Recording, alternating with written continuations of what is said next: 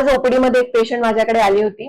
तिचं म्हणणं होतं की मॅडम गेले 3 महिने झाले तुम्ही दिलेल्या गोळ्या, आयर्नच्या गोळ्या, म्हणजे ज्या आम्ही हिमोग्लोबिन वाढीसाठी गोळ्या देतो त्या मी घेतेय रेग्युलरली, आणि तरी माझा आजचा रिपोर्ट हिमोग्लोबिनचा हा 8.5च आहे. तर असं का?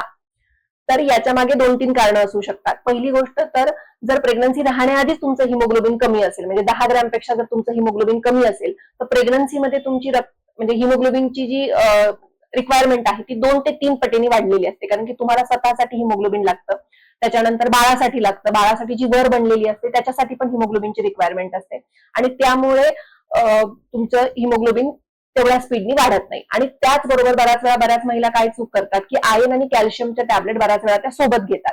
तर कॅल्शियम हा जो मॉलिक्यूल आहे तो आयर्नचं ऍब्सॉर्प्शन बरोबर होऊ देत नाही, आणि म्हणून आयर्न आणि कॅल्शियमच्या टॅबलेटमध्ये कमीत कमी 2 तासाचं अंतर असणं आवश्यक आहे.